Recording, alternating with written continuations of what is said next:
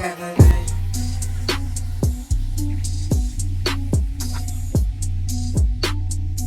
we ask is embrace the vision. You already know what it is, YouTube, and if you didn't know, you better find out. This is your boy Division, and like I said, I'm right back on it. You see, I ain't even changed shirts from the last video because I'm just sitting here watching the next one, y'all. This time we got more Alex Pereira. I had to go ahead and do this. Like I said, man, we got all knockouts of Alex Pereira in MMA and UFC, y'all. And I'm not gonna talk no more because y'all already know what it is. We about to see some carnage, some action, some gore, blood, all that good stuff. Let's go ahead and watch the video.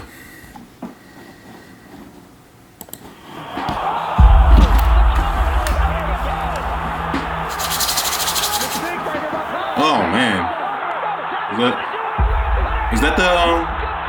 that was the last fight. So, another tournament of the strongest league has come to an end, providing us with a plethora of impressions and adding to the collection of bright highlights in the overall history of mixed martial arts. As you already know, the Brazilian nightmare from kickboxing, who joined the main promotion just 2 years ago, managed to achieve so much in that time that it's time to place him in the ranks of the greatest performers of all time. The main event of UFC 295 ended with a devastating knockout by Alex Pereira, who became the new light heavyweight champion. And today we will reminisce about all of Poatan's knockouts in his MMA career. Damn, Don't forget to subscribe to the channel, please. Also like and leave a comment in 4 words. Well, let's get started. Hey y'all, like the dude said, we're gonna go ahead and subscribe like y'all should be doing on my channel. Go ahead and subscribe right now if you've got the time.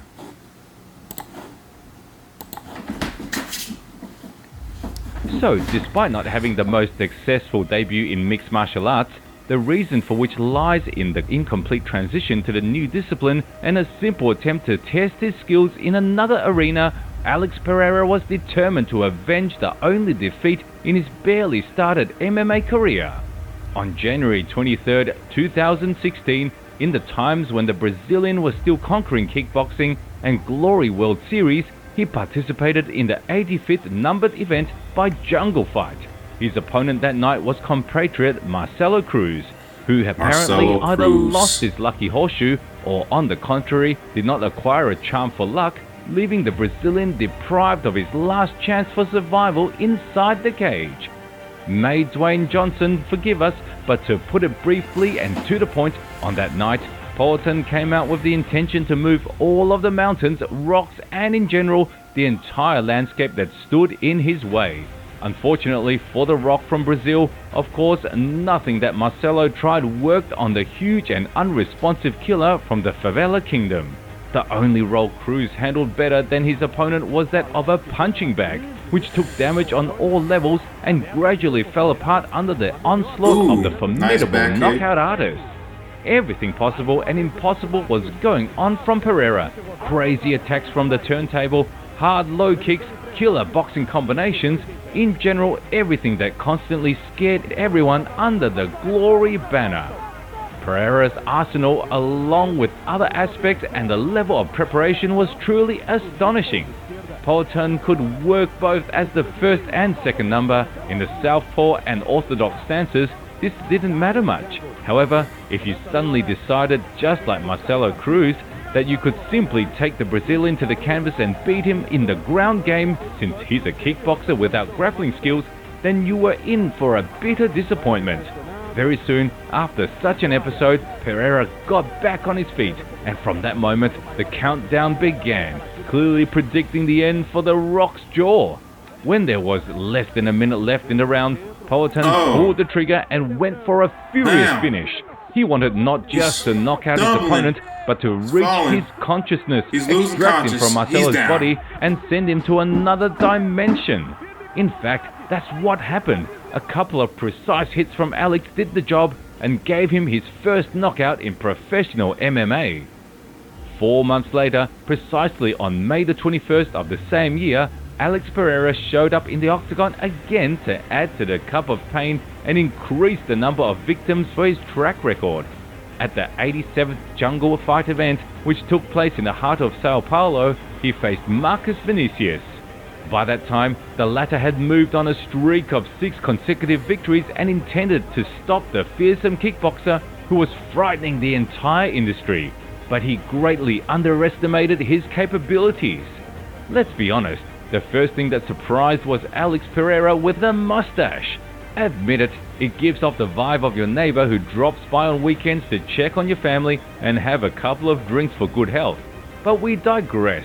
Vinicius' tactic was simple and clear. As the unrecognized philosopher of our time, Strickland, used to say, "I'll hitch up the horses and you go fight this huge and scary Brazilian." This is exactly what Marcus set out to do right from the beginning of the encounter.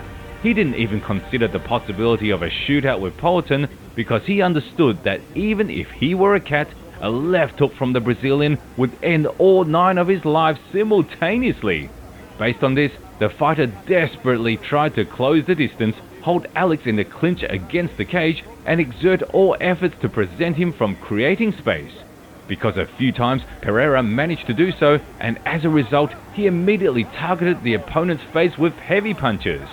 So, the first round passed, resulting in Marcus's tired face conveying all the pain from the encounter with the Brazilian killer. But ahead of us awaits the second segment. Although Vinicius already looked like a man who miraculously survived an encounter with a Dementor one-on-one, this didn't stop him from continuing attempts to keep Pereira at bay using the clinch and takedowns. In general, you can understand him. We know many stories of how people faced with the fear of death did the most unimaginable things to save themselves or their loved ones. In this case, Marcus's life was at stake, for which he fought with all his might. In the end, the adrenaline pumped into his blood was not enough for this guy to make it to the break before the third segment. In the created window, Alex Pereira squeezed everything out of the situation and finally finished his opponent with a technical knockout. Taking him ass down too. Breaking him down. Strangely enough, the next appearance of the Brazilian on the MMA radar took place only more than 4 years later. In November 2020, Poatan returned to the octagon after completing the game called kickboxing. At LFA 95, he shared the cage with Thomas Powell in the United States. To describe this fight, let's use a comment kindly left for us by a user under the nickname Dennis Warren 1933. Having a physique isn't going to save you against Pereira, and we completely agree with him on this. The first round, a signature left hook, a solid knockout. Clear, precise, lightning fast. Slept on the first round though? Exactly a year later, in November 2021, the most frightening fighter in the world made his debut in the main MMA organization. The UFC. At UFC 268, Alex Pereira faced Greek fighter Andreas Michailidis. And I came here to be a champion. Who knows, maybe by the time that I get there, he's no longer the champion anymore. So I'm just focusing on one day at a time. I just got to the organization and just aiming to be a champion here. If I get there, it's him, fine. If sometimes maybe cannot be him, so we go what he has. The official start of the Brazilian's journey under the UFC roof is considered this meeting, deserving the performance of the night award. As you remember, and Michailidis does not, Alex Pereira knocked out Andreas early in the second round. An epic knee from hell stopped the Greek in an impressive manner with a technical knockout. Not frustrated at all. Was actually good because the way that he was squeezing, the way that he was overcommitting for the power, the way that he was putting so much energy, I felt him getting tired, so I just decided to just stay there, just stay composed, because I knew for the second round he would not be able to never do a three-round fight like that, so I just took my time. The next knockout in Poatan's MMA career caught up with him in July 2022. Then, as you all know, the Brazilian entered the fight against the future middleweight champion Sean Strickland. The encounter itself took place within the framework of UFC 276. Who's the best striker on stage? I mean, I would say me, but I mean, that man was the one that slept that man, so, you know, next to me, probably Alex. Well, I'm very prepared for this fight, so whatever it brings, I'm ready. If you want to strike, I'm ready. If you want to grapple, let's do it. Unfortunately, we never got to see the wrestling skills of the American, as in the middle of the first 5 minutes, his jaw relinquished all authority and refused to function. Alex Pereira unleashed an elusive left strike, which even the sparring 24/7 Strickland simply didn't have time to notice, for which he paid with a first-round knockout defeat. Super happy, training, and he just showed that our training and everything is working well, and so happy, super happy. In the penultimate place is the performance that turned the Brazilian killer into a full-fledged star of mixed martial arts. On November the 12th, 2022, Alex Pereira stepped into the ring against Israel Adesanya. This occasion, if anyone is not informed, is unique in the history of sports. Two kickboxing exponents entered MMA with a few years difference. After the first fighter climbed to the top of the new discipline, the second followed in his footsteps, and in the shortest time possible, he found himself once again in the path of the same guy he had to defeat in another industry. In general, as soon as Pereira joined the UFC, it became clear to many that most likely in the future we would witness his collision with the last stylebender. It was only a matter of time, and when that moment arrived and everyone froze in anticipation of UFC 281, the most interesting part began. I want to be the first person he sees when he wakes up. I want to make sure I'm right in his line of sight, so when he wakes up, he's looking at me and then looking at the ref. I see this being a very hard and difficult fight. Maybe the hardest fight that I ever had. Israel, gotta give it to him too. He's a great champion. He's a great fighter. They have a great story. But now it's my time to shine. On that very night, exactly a year ago, Alex Pereira shocked the world by stopping Israel Adesanya with a technical knockout in the final round. He managed to repeat his feat and prove that he is no less praiseworthy than Izzy, as he doesn't lag behind in anything. I feel so good. Been training all my life. I worked so hard for this. It was written. Sorry for everybody that I had to post some stuff. Do a little bit of trash talk this time, but was healthy. But I had to get on his head to get on this fight. Well, it was a very hard fight, but just like Robert said, I was going through a fight every day at the gym. I was going through 5 rounds all the time. For everybody that said they couldn't do 5 rounds, is what I just did right now. I'm ready for the next. Now, the last knockout for the day happened quite recently, and honestly, it leads to certain reflections. Once again, Alex Pereira creates an upset, which we will talk about now, in November as part of the main event of the numbered event.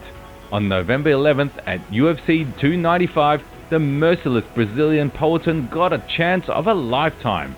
After Izzy avenged his defeat in April, already at the end of July, Pereira set a goal to conquer the light heavyweight division and went after the head of another former champion. After defeating Jan Blachowicz, Alex predictably earned a title shot, not against just anyone, but against the hungry Czech samurai, whom we hadn't seen in the octagon since June 2022.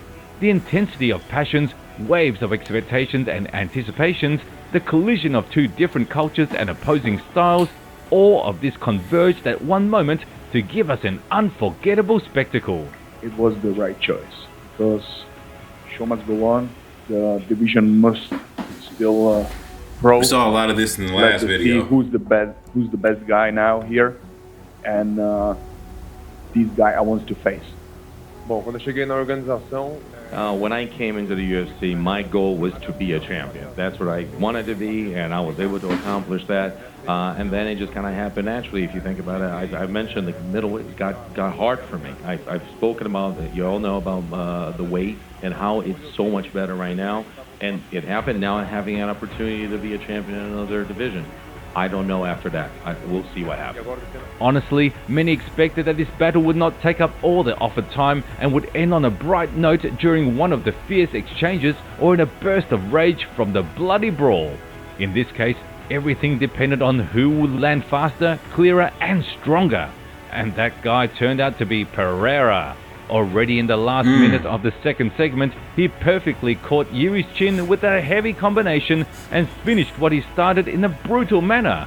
Technical knockout and the second championship gold within the walls of the UFC. I want to be a guy who just stay in a bar, so that motivated me, and he rescued me from a bar to be here today. This guy said that he just want to come back fighting 2027. I think he's a very talented guy. He's a waste of talent, so I want to rescue him too to come here and fight. I I wish he spoke English. I wish he spoke English. know that I'm not going to do what he did to me, maybe fight 3 times to fight him on middleweight. I know the guy that have a history, so I'm going to make that fight. And it's done now. Come through that. It means a lot to me to be able to conquer this after so many years of training. I want to see them two fight and again. also it's very important for me. We need a part 3. We need a part 3. Show to everybody, you know what I mean? Everybody knows. But I doubt easily going to gain weight to go up to light heavyweight. And Alex probably don't want to lose weight to go down to middleweight no Alex more. Pereira is a unique wonder of nature, a 2-time glory champion and a member of the Hall of Fame of that organization. He entered the strongest league at the age of 34 and in 7 fights within these walls defeated 4 world champions. He himself became the 9th 2-division champion, and all of this with a modest record of 9-2 in mixed style. We don't know about you, but we believe that this man is already worthy of being considered one of the best fighters in the entire history of the company and the sport in general. Share your opinion in the comments under this video. How do you feel about the Brazilian, and do you consider his achievements legitimate? Don't forget to subscribe to the channel to not miss new videos, and of course, give it a like if you enjoyed this video. Until next time. Until next time on UFC. All right, you guys, that was pretty dope. Learned a lot more about Alex Pereira. Got to see a little bit more action. Thought I was going to actually be watching a compilation of actual fight highlights, which I think I'm gonna go ahead and react to that. Add that to this one, y'all. Cause yeah, I feel like this was a good video, but I still ain't got that action I'm looking for. So y'all, I hope y'all liked the video. Don't forget to subscribe. We are loving this journey. I know y'all loving it, cause y'all gotta love it, right? Right. For sure, y'all.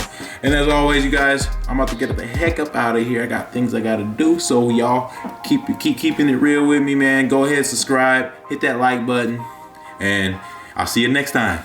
Peace.